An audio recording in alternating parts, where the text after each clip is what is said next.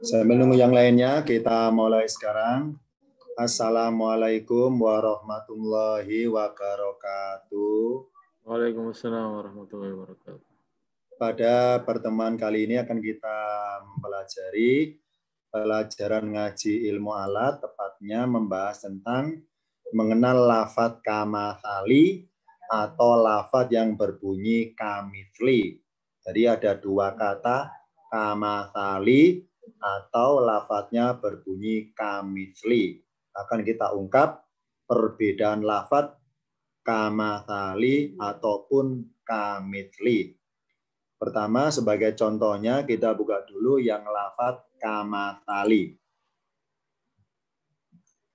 Lafadz kamathali di Al-Quran terdiri dari dua kata, yakni ka arti aslinya seperti.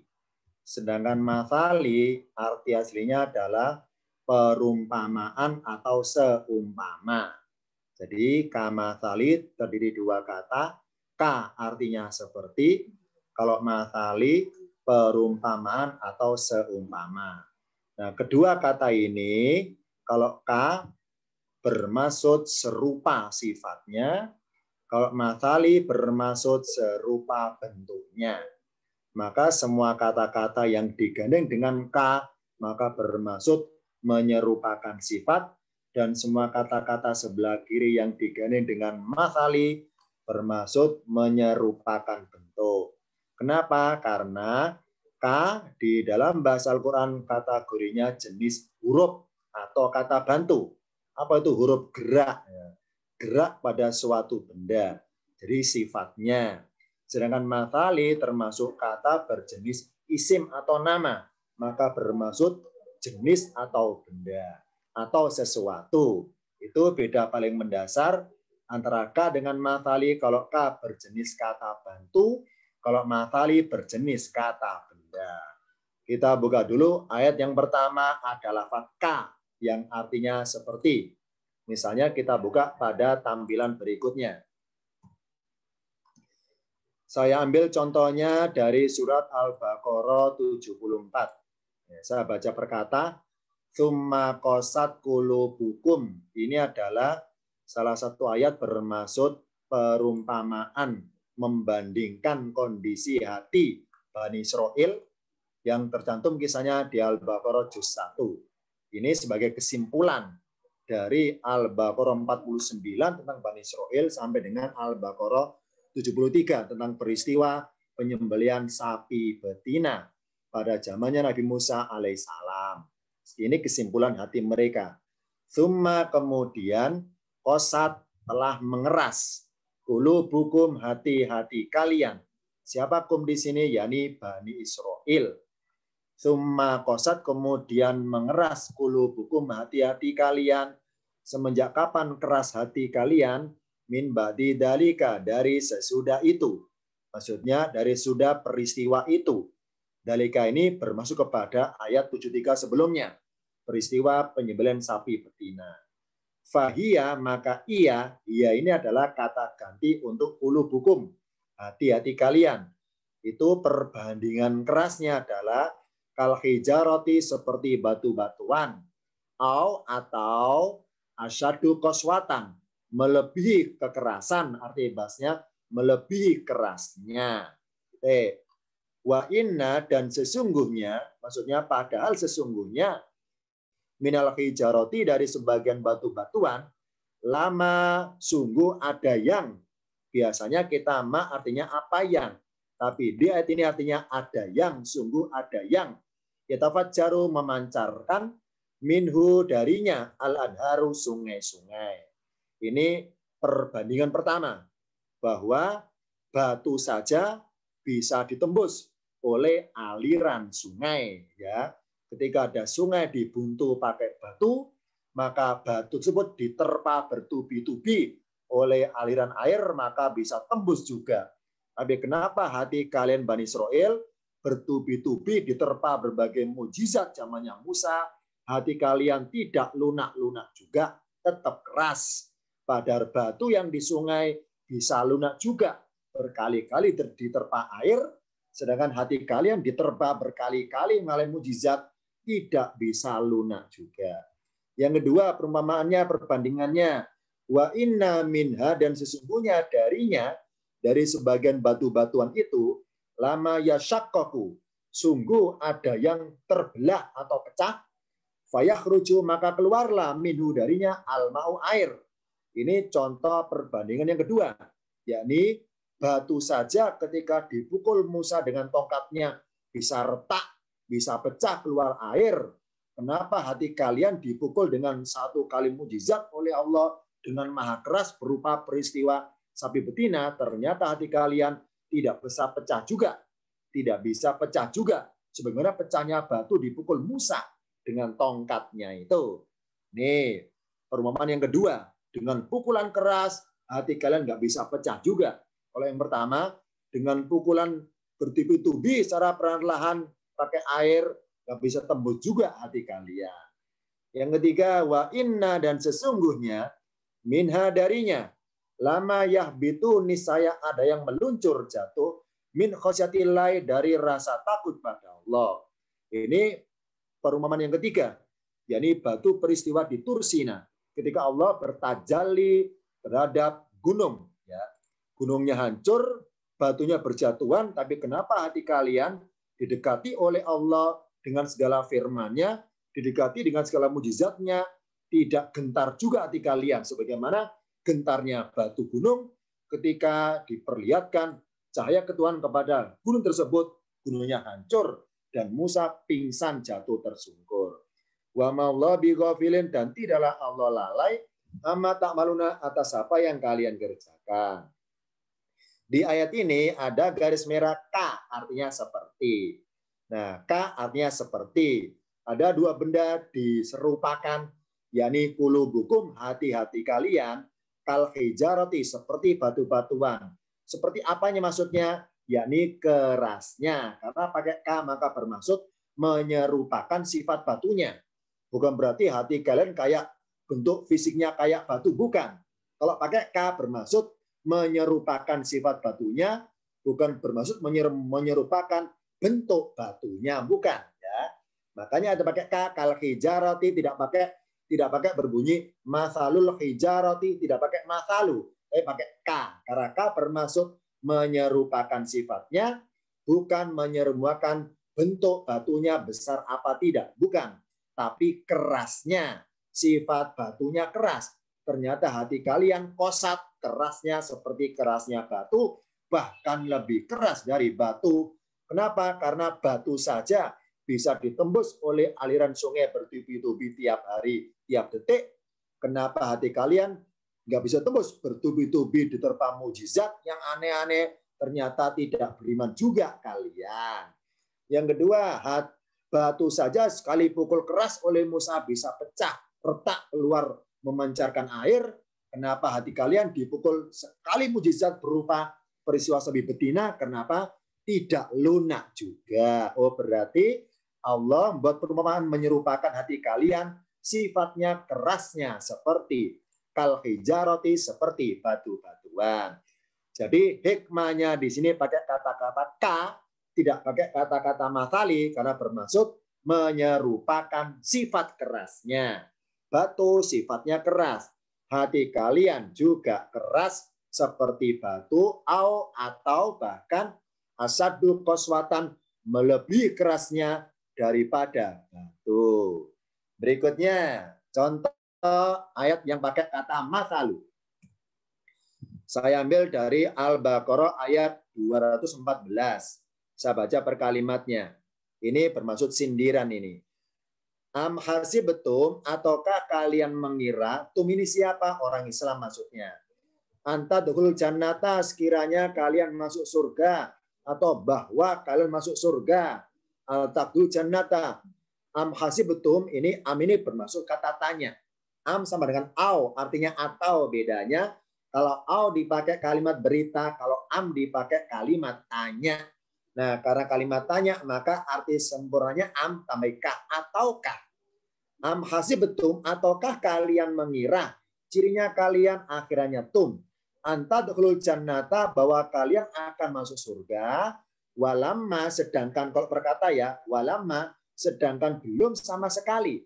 Padahal belum sama sekali, yaktikum, datang pada kalian, masalu, seperti dalam kurung seperti halnya alladzina, orang-orang yang khalau, yang mereka telah berlalu, min qablikum, dari sebelum kalian.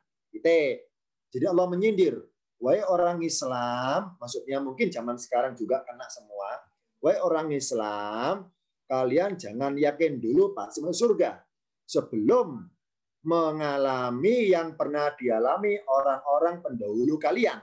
Karena masa lalu, seperti halnya yang pernah dialami alladzina khalau, orang-orang yang telah berlalu dengan kalian. Nah, mereka mengalami apa? Masat humul ba'sa'u wadarra'u. Lafat masat, arti perkata menyentuh. Di sini menyentuhkan. Jadi kasarnya kalau berkata menyentuhkan kepada mereka supaya terasa betul tersentuhnya itu, entah secara fisikal maupun secara batiniahnya. Tapi di ayat ini karena konotasi yang negatif, diartikan menimpa. Masat hum, telah menimpa pada mereka al-ba'sa'u, kesusahan, wadoru, dan kesengsaraan, wazulzilu, dan mereka digoncangkan. Oh, berarti ini salah satu dari perbandingan bahwa orang-orang Islam yang zaman sekarang atau yang sedang mengalami ayat ini, jangan mengira dengan jumlah sekian amalannya itu pasti gampang masuk surga. Sebelum teruji kesabaran kalian sebagaimana terujinya kesabaran para pendahulu kalian. Jadi Allah pakai kata-kata makalu. Padahal kalian belum merasakan seperti halnya yang pernah dirasakan oleh mereka, yang pernah mereka rasakan, masat. Jadi orang zaman sekarang harus juga mengalami masat, tersentuh dengan berbagai ujian, tersentuh dengan berbagai kesusahan dan kesengsaraan. Bedanya kesusahan dan kesengsaraan adalah kalau kesusahan rasa ketidakbisaan, kalau kesengsaraan rasa ketidakpunyaan. Contoh misalnya, saya punya televisi, tapi karena mata saya sakit maka susah nonton televisi. Susah, kenapa? Karena sedang sakit. Contoh lagi, saya punya sepeda motor, tapi karena kaki saya sakit maka susah memanfaatkan sepeda itu. Maka kesusahan adalah rasa ketidakbisaan untuk memfungsikan alatnya. Sedangkan kesengsaraan, rasa ketidakpunyaan. Misalnya, mata saya sehat, tapi karena nggak punya televisi, maka nggak bisa menonton. Kenapa? Karena ketidakpunyaan objek untuk ditonton. Kaki saya sehat, tapi karena nggak punya sepeda motor, maka sengsara. Ketidakpunyaan alat untuk saya kendarai. Oh, berarti rasa kesusahan ketika sakit, rasa kesengsaraan ketika nggak punya, itu sesuatu yang masathum, yang harus kalian alami secara terasakan langsung. Nah, yang menarik adalah di sini ternyata kedua lafaz ini yang berbunyi ba'sa'u wadarra'u, ini dalam kajian ilmu alat paket 2 tentang jenis kata isim fi'il huruf oleh Allah dalam bentuk isim. Apa isim? Kata bermaksud nama atau benda. Ba'sa'u darra'u. Berarti apa? Hum, yakni hum siapa? Mereka, para pendahulu kalian ketika Allah berikan musibah berupa kesusahan, ketika berikan musibah berupa darra'u, kesengsaraan, itu kadar musibahnya sama, sesuatu yang satu. Allah lemparkan kepada seluruh manusia. Nah, yang jadi masalah adalah masing manusia mensikapinya beda-beda. Ada yang merasa berat mengalaminya, ada yang merasa ringan mengalaminya, bahkan ada yang merasa diuntungkan ketika mengalaminya. Ini apa? Jadi musibahnya kadarnya sama karena berbentuk isim. Contoh zaman sekarang, Allah lempar berupa musibah wabah menular. Wabahnya cuma satu wujud, satu jenis, tapi masing-masing orang merasakan beda-beda. Ada yang merasa berat, ada yang merasa ringan, ada yang merasa biasa, padahal objek yang dilemparkan itu wujudnya sama. Kenapa? Karena berbentuk isim atau benda. Cuma beda orang merasakannya. Ada yang merasa dirugikan, ada yang merasa diuntungkan. Tapi ketika berbunyi zulzilu, digoncangkan, Allah bentuk dalam bentuk fiil. Apa fiil? Kata kerja. Berarti pengertian kegoncangannya nih Allah sudah ukur bagaimana mestinya yang bersangkutan itu. Jadi digoncangkannya berbeda-beda. Sedangkan bakso dan dora'u kadarnya sama. Jadi hakikatnya musibah kadarnya sama.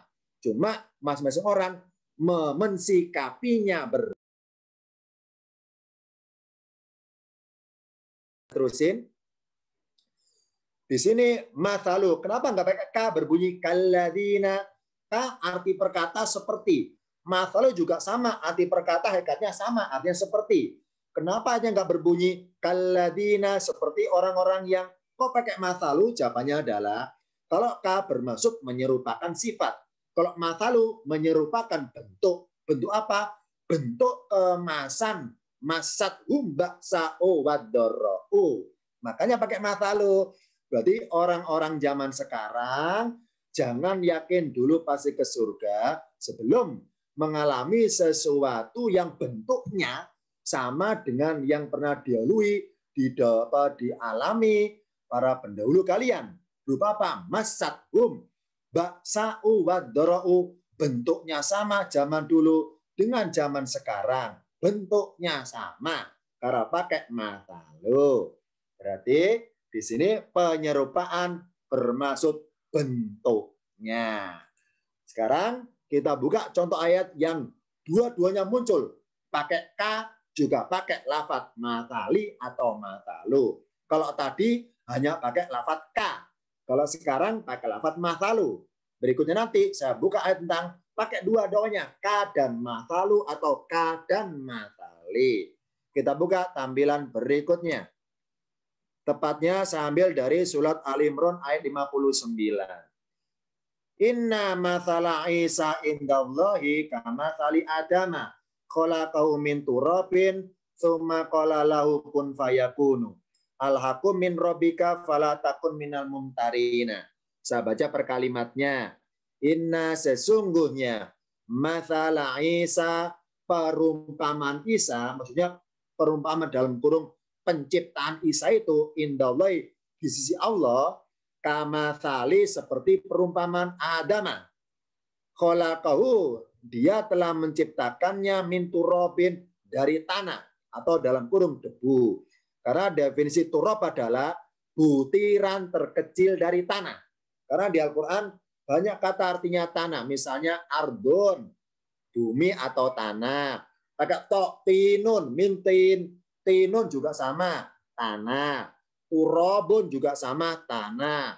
Soidun contohnya dalam hal apa ya? Tayamum ya. Fatayamamu soidan toyiban. Soidun juga tanah. Bedanya kalau ardun tanah dalam wujud keseluruhan. Kalau turabun tanah pengertian butiran terkecil dari tanah alias debu, satu titik misalnya. Kalau tinun pakai tok tinun tanah pengertian saripatinya, saripati tanah. Di sini pakai turabin. Kenapa kok nggak pakai mintinin? Kok Allah turabin? Maka bermaksud bahwa pada hakikatnya Allah ketika menciptakan Adam dengan bermodalkan satu butir tanah saja itu mampu, nggak harus banyak tanah. Ini kemudian Allah dalam berbuat pakai turab saja, pakai debu satu butir saja itu mampu menciptakan makhluk. Nggak perlu tanah dari berlimpah-limpah untuk bentuk wujud Adam. Ini hikmahnya mengedepankan kata turabun daripada mintinin atau min ardin dan kata yang lainnya. Summa kemudian qala lahu dia berkata baginya kun jadilah fayakunu maka jadilah dia. Di sini ternyata tentang perumpamaan kemudahan Allah menciptakan Isa seperti mudahnya Allah menciptakan Adam. Maka bentuk kemudahannya pakai dua-duanya kamathali. Apakah itu? Jadi K bermaksud seperti bermaksud mempersamakan antara karakter Isa dengan Adam sama-sama mempunyai sifat-sifat kemanusiaan. Karena K bermaksud menyerupakan sifat. Kalau mathali bermaksud menyerupakan bentuk, bahwa bentuknya sosok Nabi Isa dengan Adam sama bentuknya. Ada kulitnya, ada kerangka tulangnya, ada darahnya, ada nyawanya. Makanya pakai matali dan juga makanya pakai K. Apakah merupakan sifat-sifatnya kedua manusia ini? Ada unsur nafsunya, ada sifat manusiawinya, dan sebagainya. Oh, berarti antara Isa dan Adam ada keserupaan dalam hal sifat, yakni sifat kemanusiaan, dan keserupaan bentuk, yakni apa? Organ fisik. Fisik Isa manusia biasa, ada kulitnya, bisa berdarah, bisa sakit, ada tulangnya, ada darahnya. Makanya Allah pakai dua-duanya, kama tali, ya, kama tali, nggak berbunyi ka adama, nggak langsung ka adama, tapi pakai matali, kama tali adama. Atau nggak pakai ka misalnya, inna mathala Isa indallahi mithlu adama, misalnya seperti itu. Tidak, tapi pakai dua-duanya, kama tali. Jadi apa? Ka adama seperti Adam dalam hal sifatnya, dan mathali adama seperti Adam dalam hal bentuk organ fisiknya. Berarti dalam ayat ini Allah pakai dua-duanya, pakai K sekaligus pakai kata matali karena bermaksud menegaskan permisalan, perumpamaan Isa bagi Allah itu seperti perumpamaan wujud Adam, wujud secara fisiknya, organ fisiknya maupun wujud secara kepribadian atau sifatnya. Makanya pakai dua-duanya. Pada arti perkata K seperti, matali juga seperti. Tapi dipakai dua-duanya mempertegas bahwa profilnya Isa secara manusiawi sama dengan profilnya Adam secara manusiawi. Ini contoh kamatali. Berikutnya. Sekarang kamitsli, saknya sukun. Kamitsli. Lafadz kamitsli terdiri dua kata. Ka artinya aslinya seperti, misli arti aslinya perumpamaan atau seumpama. Lafadz ka bermaksud serupa sifatnya. Lafadz misli bermaksud serupa bentuknya. Sama dengan kama tali tadi. Kan kita ungkap contoh ayat yang pakai ka dan contoh ayat yang pakai misli atau mislu. Kita buka contoh yang pertama. Yang pakai K duluan. Saya ambil dari surat Al-Qari'ah 4 dan 5. Ya, 4 dan 5. Langsung ya, turunan 45. Yauma yakunun nasu kal farosil mabthuti. Yauma pada hari yakunun nasu manusia menjadi kal farosi seperti kupu-kupu al mabthuti yang bertebaran. Ini kejadian akhir zaman nanti, masa peralihan dari alam dunia menuju akhirat, ada kegoncangan alam semesta. Kegoncangan semesta per masa peralihan. Masa peralihan, manusia yang biasa dulunya biasa, nanti karena begitu goncangan semesta, maka manusia menjadi, namanya menjadi, bermula dari belum menjadi apa-apa. Ternyata menjadi kal farosi, seperti kupu-kupu. Ya ini apa? Ya suatu yang ringan dan nggak menentu arahnya. Karena kupu-kupu terbangnya tidak lurus, tapi goyang. Kupu-kupu terbangnya goyang, tidak simetris lurus, ya, tidak horizontal terus, tidak vertikal terus, tidak diagonal terus, tapi goyang. Sama di sini, manusia digoncangkan oleh semesta seperti kupu-kupu. Dari kata bata, kalau bata menebarkan, kalau mabasusun ditebarkan atau bertebaran. Ini perumpamaan. Manusia digoncangkan sebagaimana kupu-kupu tak tentu arahnya. Watakunul jibalu, dan ini jabalun satu ya, jibalun jamaknya. Watakul jibalu, dan gunung-gunung menjadi kal ini seperti bulu yang al-manfus, yang dihamburkan, yang tercabut dari kulitnya, berhamburan. Gunung adalah pasaknya bumi. Nah, ketika nanti akhir zaman kegoncangan semesta, maka pasaknya ikut goncang juga, maka tercabut dari bumi, maka gunung seperti bulu bertebaran, berhamburan, sebagaimana manusia tadi. Ini menggambarkan apakah itu bermaksud sifatnya. yakni sifat ringannya. Kupu-kupu ringan. Kupu-kupu terbangnya nggak tentu arah. Arah pengertian nggak simetris. Ya, susah dilacak arah terbangnya itu. Sama manusia nanti sifatnya seringan kupu-kupu. Dan bertebarannya ke segala arah. Sebagaimana susah dideteksinya kupu-kupu terbangnya itu. Gitulah burung apa gunung. Gunung yang dulu menancap di bumi sebagai pasak, ketika Allah goncang alam semesta, maka gunung seperti bulu yang tercabut dari kulit-kulitnya. Nah, seperti bermaksud tercabutnya bulu dari kulit, maka tercabutnya bumi, gunung dari bumi. Kenapa pakai K? Bermaksud sifatnya. Sifat mudah tercabutnya. Ingat ya, bulu itu mudah tercabut dari kulit. Sama.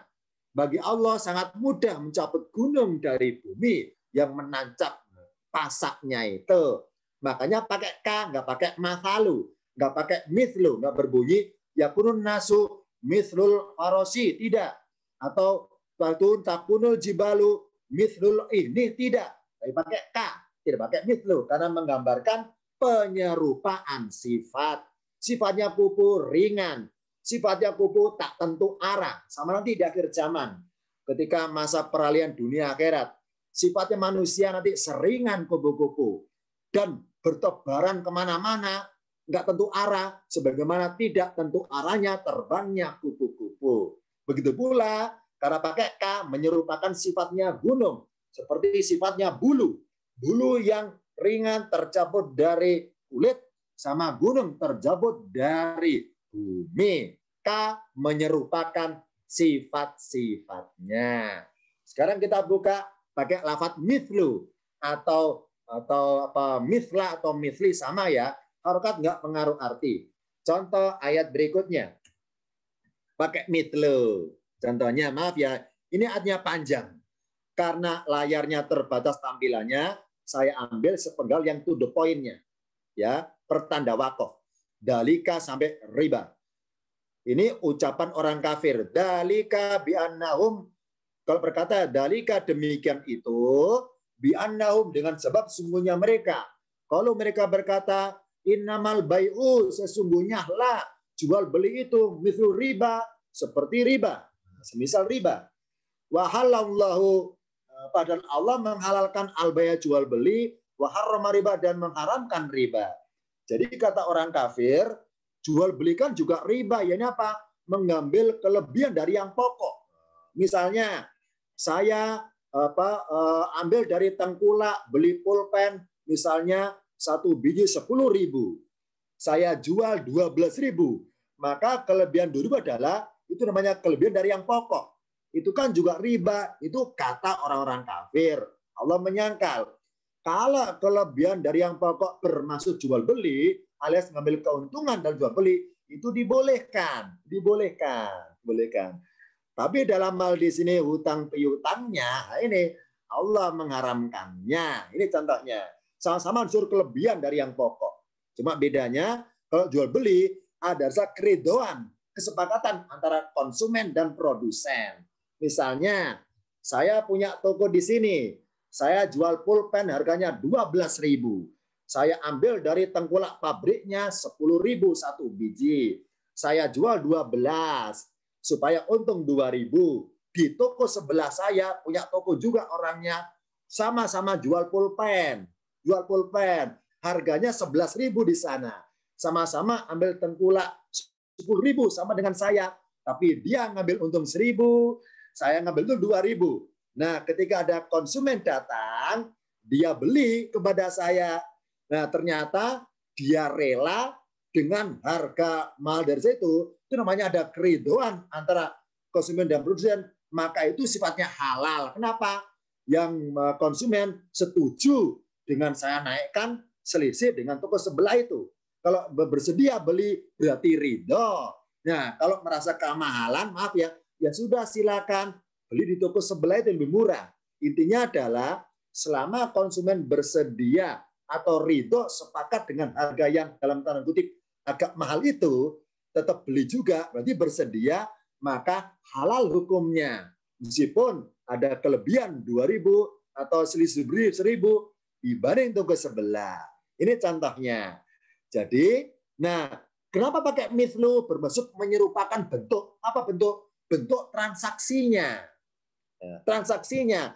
Jual beli adalah ada saling keridhoan antara konsumen dan produsen. Ridho dengan harga mahal tetap dibeli, berarti ridho. Maka itu halal hukumnya. Halal hukumnya. Sedangkan dalam riba ada unsur pemaksaan. Karena nggak berkutik. Yang hutang terpaksa nuruti. Kalau nggak mau, maka nggak berkutik. Nah ini, kalau unsur paksaan membuat yang bersangkutan terdolimi, terdesak, terpojok, maka Allah mengharamkannya. Makanya pakai mithlu, nggak berbunyi kariba, nggak pakai k, pakai mithlu. Karena bermaksud menyerupakan bentuk transaksinya itu. Tidak menyerupakan kepada sifat halal haramnya, tidak. Tapi kepada bentuk transaksinya. Bahwa transaksi jual beli sah, halal, selama kedua belah pihak sepakat setuju dengan harga seperti itu. Maka ada keridhaan sesamanya, maka halal. La yudlamuna, la yadlimuna, wa la yudlamuna, gitu intinya. Yang menjual tidak mendolimi kepada si pembeli. Si pembeli nggak merasa didolimi oleh apa? Karena bersedia beli. Nah, kalau masih dolimi, ya silakan beli toko yang lainnya yang merasa lebih ringan atau lebih murah harganya supaya nggak merasa terdolimi. Inilah hikmahnya pakai mithlu, tidak pakai k. Kalau k bermaksud menyerupakan sifat, kalau mithlu bentuk amalan jual belinya itu. Sekarang kita buka contoh yang lainnya yang pakai dua-duanya, k dan misli atau k dan mithlu. Kita buka contoh ayat yang lainnya.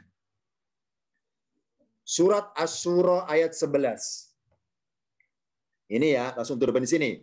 Laisa kamitsli syai'un. Ingat bahwa satu-satunya ayat di Al-Qur'an yang bermaksud menyangkal tentang penyerupaan Allah dengan kebendaan itu di surat Asy-Syura 11. Allah menyalahkan langsung. Laisa kamitslihi syai'un. Pakai dua-duanya, pakai ka, pakai mithli ya. Laisa, ini kalau dalam bahasa tafsir di berbagai Quran terjemahan seperti ini artinya. Laisa kamitsli syai'un. Tidak ada sesuatu pun yang serupa dengan dia. Laisa diartikan tidak ada, syai'un diartikan sesuatu pun, kamitsli diartikan yang serupa, itu dia dengan dia. Ini arti bebasnya. Laisa kamitsli syai'un. Yani tidak ada syai'un sesuatu pun kamitslihi yang serupa dengannya atau dengan dia. Ini arti bebas. Jadi ini ada 1, 2, 3, 4 kata. Dari kalau ya, kalau pakai laisa 5 kata. Laisa 1 kata, ka 1 kata, mithli 1 kata, hi 1 kata, syai'un juga sama 1 kata. Kalau nggak pakai laisa, maka 4 kata. Ka dan misli Allah pakai dua-duanya. Kalau arti aslinya adalah urutannya syai'un. Syai'un laisa. Sesuatu bukanlah. Kamisli seperti penyerupaan. Yaitu nya atau dia. Sesuatu bukanlah seperti penyerupaan dia. Maksudnya segala sesuatu yang ada di bumi, yang dilihat manusia, itu tidak bisa diserupakan, disamakan, diumpamakan, diilustrasikan seperti wujud Tuhan.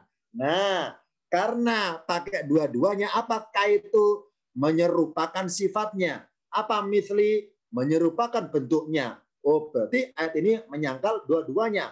Bahwa Allah itu, sifat Allah tidak seperti sifat benda-benda makhluknya. Dan karena pakai misli, bentuk Allah atau wujud Tuhan Allah tidak seperti wujud sesuatu makhluk-makhluknya. Makanya di sini dalam menyangkal Allah pakai dua-duanya, pakai ka dan juga pakai mithli, supaya menguatkan bahwa dari sudut pandang sifat Allah sifatnya tidak kayak makhluknya. Di sudut pandang wujud sosok Tuhan atau zat wujud Tuhan tidak sama dengan wujud sesuatu kayak makhluknya. Inilah hikmahnya dalam menyangkal tentang ajaran tauhid atau akidah keimanan, Allah pakai dua-duanya, pakai ka dan juga pakai mithli. Laisa kamitslihi syai'un. Sesuatu bukanlah seperti penyerupaan dia. Ini contoh ayat yang sudah saya sampaikan. Ada ka, ada pakai mithli, ada pakai dua-duanya. Sekarang kesimpulannya. Tulisan kamathali dan tulisan kamitsli itu arti singkat kamathali seperti perumpamaan, seperti permisalan, seperti penyerupaan. Kamitsli seperti perumpamaan, seperti penyerupaan. Sama. Kalaupun perkata loh ya, kas juga boleh artinya seperti, misli, mislu juga sama, boleh kayak seperti, artinya seperti, boleh. Boleh, enggak apa. Misalnya, saya nyebut orang ini, Zaidun, misalnya loh ya, Zaidun seperti singa, itu pakai K. Kenapa? Bermaksud kepada sifatnya, bahwa rasa keberanian Zaid itu kayak singa, berani ya. Pakai K, nggak boleh misli. Kalau misli menyerupakan bentuk. Zaidun mislu, singa, nggak boleh pakai mislu. Karena mislu menyerupakan bentuk, kalau K menyerupakan sifatnya. Ini contoh di Al-Quran. Ada kamathali, ada kamithli. K arti perkata seperti, kalau mithli juga perkata boleh, artinya seperti. Tapi kalau dipertemukan dua-duanya, seperti penyerupaan arti aslinya. Arti basnya seperti perumpamaan. Sama dengan kamathali, seperti perumpamaan atau seperti permisalan atau seperti penyerupaan. Dari dua lafaz ini, dengan berbagai contoh tadi, sebelum diakhiri barangkali ada yang ditanyakan, silakan. Yang ada di sini tentang Tanya Ustaz. Ini. Boleh, silakan. Tanya. Siapa bernama dan Tanya dari Ustaz. mana? Silakan. Saya Ustaz. Ya, silakan. Dari siapa, kota mana, sebutin? Agus, Bekasi. Oh ya, silakan Pak Agus Priyono dari Bekasi. Saya mau nanya yang surat Al-Imran 59 tuh Ustaz. Boleh, saya mundur dulu ya, sahabat mundur. Ya, sekarang ketemu ini Al-Imran. Kenapa yang tanyakan apanya? Silakan. Itu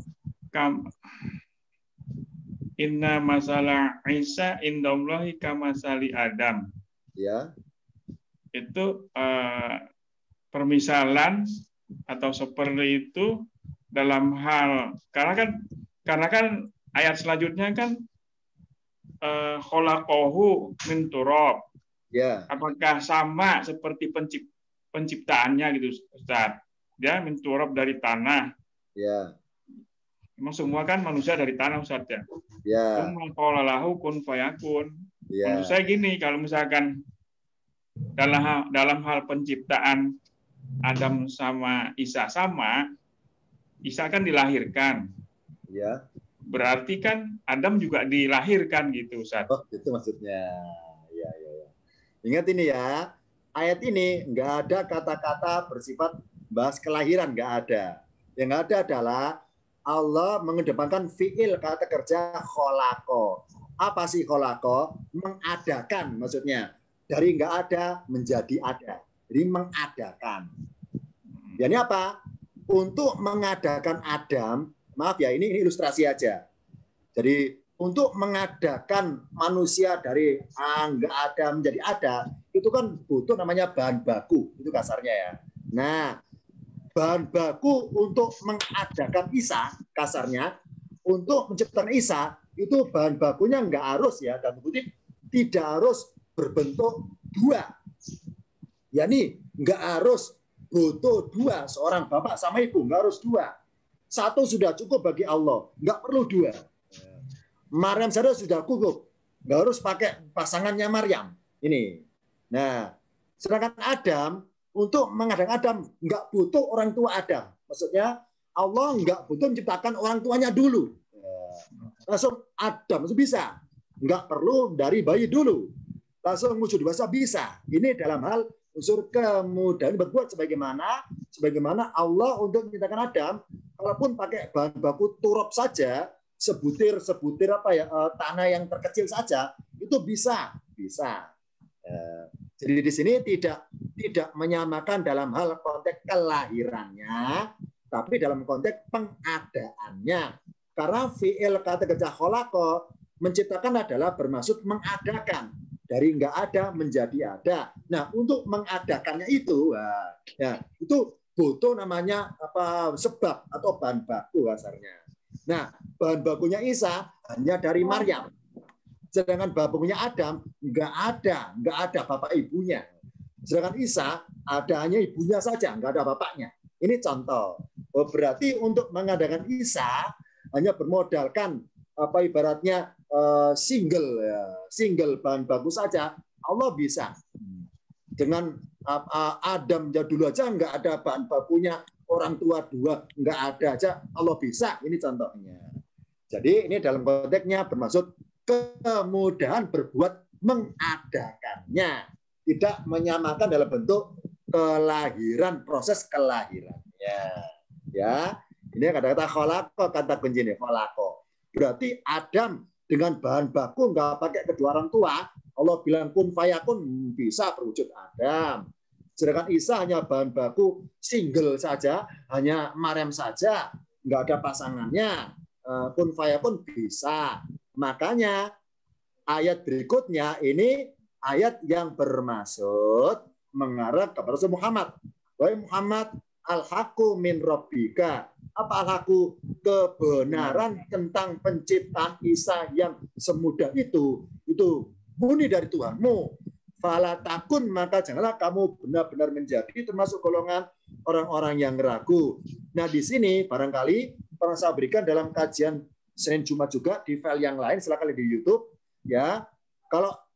Kalau tentang masalah perpindahan kiblat itu sangat meragukan Rasul. Ayatnya berbunyi al-haqqu min rabbika fala takunanna, pakai nun taukid. Fala takunanna minal mumtarin. Tapi kalau tentang Isa, Rasul enggak segitu ragu. Kenapa? Tingkat ragunya Rasul tentang masalah kiblat dibanding tentang Isa itu lebih ragu tentang kiblat daripada tentang Isa. Makanya enggak ada penekanan. Hanya berbunyi fala takun, enggak berbunyi fala takunanna. Kenapa? Karena begitu imannya Nabi kepada Allah itu begitu tingginya, maka hal yang nggak masuk akal pun Rasul yakini. Rasul yakin bahwa itu bisa bagi Allah. Ini contohnya. Jadi ini bermaksud kemudahan dalam mengadakan kalau pakai fi'il khalaqa. Ya, silakan sementara untuk tema hari ini. Ada yang tanyakan? Syukuran. Ya. Yang terakhir, kalau nggak ada, sementara cukup dulu sekian materinya. Nanti filenya saya kirim dalam grupnya masing-masing. File PDF-nya tentang membedakan kata berbunyi K yang artinya seperti, kata yang berbunyi misli atau masalu atau mislu juga sama seperti, dan apa hikmahnya dipakai dua-duanya. Kita jumpa lagi dalam kajian tematik di hari Kamis mendatang berikutnya. Terima kasih ada semua di sini. Akhirul kalam. Wassalamualaikum warahmatullahi wabarakatuh. Waalaikumsalam. Waalaikumsalam.